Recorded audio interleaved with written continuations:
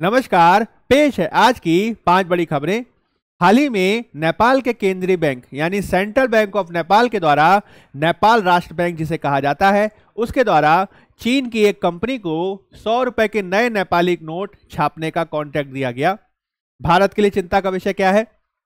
तो भारत के लिए चिंता का विषय यह है कि इन नोटों पर जो नक्शा बना हुआ है यानी नेपाल का नक्शा, उसमें भारत के लिपुलेख, लिम्पियाधुरा और कालापानी हिस्से को नेपाल का हिस्सा बताया गया है। इससे पहले 18 जून 2020 को नेपाल का एक नया राजनीतिक मानचित्र जारी किया गया था जिसमें इन तीनों इलाकों को ही नेपाल का हिस्सा बताया गया था। तब भारत ने इस पर कड़ी आपत्ति जाहिर की थी। आप ध्यान रखिएगा, फिर से यह मानचित्र विवाद देखा जा रहा है जो आगे चलकर भारत और नेपाल के बीच संबंधों को तनावपूर्ण बना सकता है। दूसरी खबर स्पेन से है। स्पेन में 50 साल की सबसे भीषण बाढ़ देखी जा रही है और इस बाढ़ की वजह से 128 से ज्यादा लोगों की मौत हो गई है। विशेष रूप से स्पेन का जो वेलेंसिया शहर है उससे सर्वाधिक प्रभावित है और यह आंकड़ा आगे और बढ़ सकता है क्योंकि अभी भी कई सारे लोग लापता हैं। स्थिति इतनी खराब है कि वहां पे एक न्यायालय को एक अस्थायी मुर्दाघर में तब्दील कर दिया गया है और स्पेन के प्रधानमंत्री पेड्रो सांचेज के द्वारा 3 दिनों के राष्ट्रीय शोक की घोषणा की गई है। तीसरी खबर भी काफी महत्वपूर्ण है। हाल ही में chief of defence staff Anil Chauhan 5 दिनों की अल्जीरिया यात्रा पर गए हैं।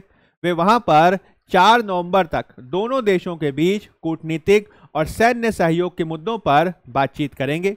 आप याद रखिएगा, जनरल चौहान आज यानी 1 नवंबर को आयोजित होने वाली अल्जीरियाई क्रांति की 70वीं वर्षगांठ में भी हिस्सा लेंगे। चौथी खबर आप याद रखिएगा, हाल ही में रक्षा मंत्री राजनाथ सिंह ने दिल्ली के भारत मंडपम में आयोजित होने वाले स्वावलंबन 2024 के दौरान अदिति 3.0 यानी एडिटिंग डेवलपमेंट ऑफ इनोवेटिव टेक्नोलॉजीज तथा DISC 13 defence India startup challenge के 13वें संस्करण का अनावरण किया। आप याद रखिएगा, अदिति 3.0 और डिस्क 13 दोनों का ही संबंध रक्षा क्षेत्र में नवाचार को बढ़ावा देने से है। विशेष रूप से डिस्क 13 के तहत आर्टिफिशियल इंटेलिजेंस, मिलिट्री कम्युनिकेशन और ऑटोनोमस बॉट्स के सेक्टर से जुड़ी विभिन्न चुनौतियां स्टार्टअप्स के सामने रखी जाती हैं और उनका नवाचारी समाधान देने को कहा जाता है। अंतिम खबर भी काफी महत्वपूर्ण है। हाल ही में राष्ट्रपति भवन के सांस्कृतिक केंद्र और अमृत उद्यान में बलुआ पत्थर से बने कोणार्क पहियों की 4 प्रतिकृतियां यानी रेप्लिकास को लगाया गया।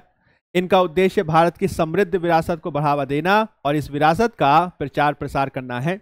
आप याद रखेंगे कि जो कोणार्क का सूर्य मंदिर है वह उड़ीसा के पुरी जिले में है और इसे 1984 में यूनेस्को विश्व विरासत स्थल घोषित किया गया था।